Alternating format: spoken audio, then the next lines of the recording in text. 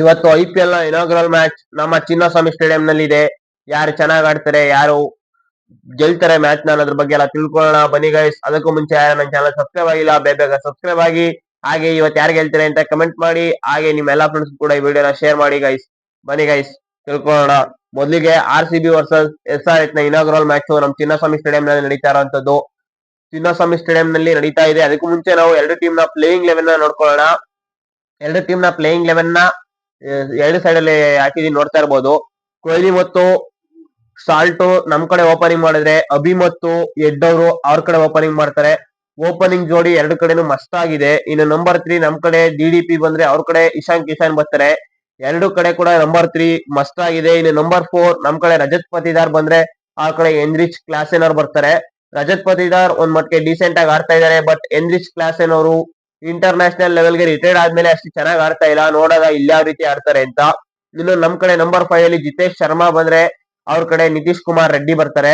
ನಿತೀಶ್ ಕುಮಾರ್ ರೆಡ್ಡಿ ಅವರು ಹೇಳ್ಕೊಳ್ಳೋ ರೀತಿ ಆಡಿಲ್ಲ ಅವರ ಡೆಬ್ಯೂ ಸೀಸನ್ ಬಿಟ್ರೆ. ನೋಡೋಣ ಈ ಸೀಸನ್ ಯಾವ ರೀತಿ ಆಡ್ತಾರೆ ಅಂತ. ಇನ್ನು ರಜತ್ ಪತಿದಾರ್ ಬಗ್ಗೆ ಮಾತಾಡೋಂಗೆ ಇಲ್ಲ.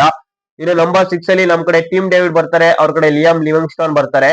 ಲಿಯಾಮ್ ಲಿವಿಂಗ್ಸ್ಟೋನ್ ಹೋದ್ಸಲ ನಮ್ ಟೀಮ್ ಅಲ್ಲಿ ಇದ್ರು, ಚೆನ್ನಾಗ್ ಆಡ್ಲಿಲ್ಲ ಅಂತ ನಾವು ಬಿಟ್ಟರೆ, ಈಗ ಅವ್ರು ತಾಂಡಿದ್ದಾರೆ.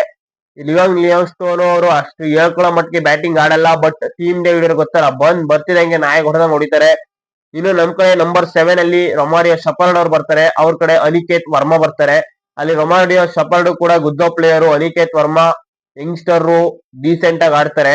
ಇನ್ನು ನಂಬರ್ 8 ಅಲ್ಲಿ ನಮ್ ಕಡೆ ಕೃಣಾಲ್ ಪಾಂಡ್ಯ ಬರ್ತಾರೆ. ಬಟ್ ಅವ್ರ ಕಡೆ ಬ್ಯಾಟಿಂಗ್ ನಂಬರ್ 7 ಗೆ ಎಂಡ್ ಆಗುತ್ತೆ.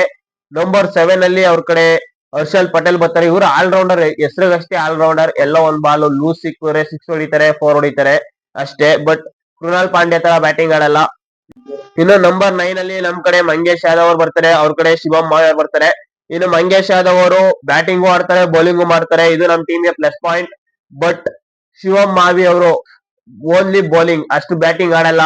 ಅವರು ಹೊಡಿಬಹುದು ಸಿಕ್ಕಾಗ, ಬಾಲ್ ಫ್ರೀ ಸಿಕ್ಕಿದೆ. ಆರು ಬೌಲಿಂಗ್ ಗೆ ಅವ್ರ ಹೆಸರುವಾಸಿ. ಬೌಲಿಂಗ್ ಅಲ್ಲೂ ಕೂಡ ಅಷ್ಟು ಇಂಪ್ಯಾಕ್ಟ್ ಬೀರ್ತಿಲ್ಲ ಲಾಸ್ಟ್ ಇಯರ್. ಇನ್ನು ನಂಬರ್ 10 ಅಲ್ಲಿ ನಮ್ ಕಡೆ ಭುವಿ ಬರ್ತಾರೆ. ಅವ್ರ ಕಡೆ ಜಯದೇವ್ ಉನಾದ್ಕರ್ ಬರ್ತಾರೆ. ಇಬ್ರು ಕೂಡ experience bowler. But new ball ಮತ್ತು ಹೆಚ್ಚು ಆಪ್ಷನ್ಸ್ ಯಾರ ಕಡೆ ಇವೆ ಅಂದ್ರೆ ಭುವನೇಶ್ವರ್ ಕುಮಾರ್ ಕಡೆ ಇವೆ. ಜಯದೇವ್ ಉನಾದ್ಕಟ್ ಎಷ್ಟೇ ಎಕ್ಸ್ಪೀರಿಯನ್ಸ್ ಇದ್ರು ಭುವಿ ಅವ್ರಿಗೆ ಮ್ಯಾಚ್ ಆಗುವಂತ ಬೌಲರ್ ಅಲ್ಲ. ಇನ್ನು ನಂಬರ್ 11 ಅಲ್ಲಿ ನಮ್ ಕಡೆ ಜೋಕಬ್ ಡಪಿಯರ್ ಬರ್ತಾರೆ. ಅವ್ರ ಕಡೆ ಇಶಾನ್ ಮಲಿಂಗ್ ಅವ್ರು ಬರ್ತಾರೆ. ಇಶಾನ್ ಮಲಿಂಗ ಯಂಗ್ಸ್ಟರ್, ಒಳ್ಳೆ ಬೌಲರ್. ಬಟ್ ಜೋಕಬ್ ಡಪಿ ಅವರು T20 ನಂಬರ್ 1 ಬೌಲರ್ ಆಗಿರೋದ್ರಿಂದ T20 ಜೋಕಬ್ ಡಪಿ ಅವ್ರ ಮೇಲ್ಗಡೆನೆ ಜಾಸ್ತಿ ಕಾನ್ಫಿಡೆನ್ಸ್ ಇರ್ತದೆ ಎಲ್ರಿಗೂ ಕೂಡ. ಅದೇ ರೀತಿ ಇಂಪ್ಯಾಕ್ಟ್ ಪ್ಲೇಯರ್ ಆಗಿ ನಮ್ ಕಡೆ ಶ್ರೇಯಸ್ ಶರ್ಮಾ ಅವ್ರು ಬಂದ್ರೆ, ಅವ್ರ ಕಡೆ ಅನ್ಸಾರಿ ಅವ್ರು ಬರ್ತಾರೆ. ಇಬ್ರು ಕೂಡ ಒಳ್ಳೆ ಬೌಲರ್ಸೆ. ಇನ್ನು ನಾವು ನೋಡಿದ್ರೆ ಪ್ಲೇಯಿಂಗ್ ಲೆವೆನ್ ನ ನೋಡಿದ್ರೆ ಯಾರು ಗೆಲ್ಬಹುದು ಅಂತ ಇಲ್ಲೇ ಹೇಳ್ಬಿಡ್ಬೋದು. ಯಾಕೆಂದ್ರೆ ಪ್ಲೇಯಿಂಗ್ ಲೆವೆನ್ ಅಲ್ಲಿ ಆಲ್ಮೋಸ್ಟ್ RCB ಟೀಮ್ ಒಳ್ಳೆ ಸ್ಟ್ರಾಂಗ್ ಸ್ಟ್ರೆಂತ್ ಆಗಿ ಕಾಣಿಸ್ತಾ ಇದೆ, ಬ್ಯಾಟಿಂಗ್ ಬೌಲಿಂಗ್ ಎರಡ್ ಕಡೆನೂ. But SRH team only batting top 4 ಮಾತ್ರ ಒಳ್ಳೆ ಖಡಕ್ ಆಗಿ ಕಾಣಿಸ್ತಾ ಇದ್ದೀನಿ. ಟಾಪ್ 4 ಬಿಟ್ರೆ ಕೆಳಗಡೆ ಬ್ಯಾಟಿಂಗು ಇಲ್ಲ, ಬೌಲಿಂಗು ಇಲ್ಲ, ಆ ರೀತಿ ಇದೆ.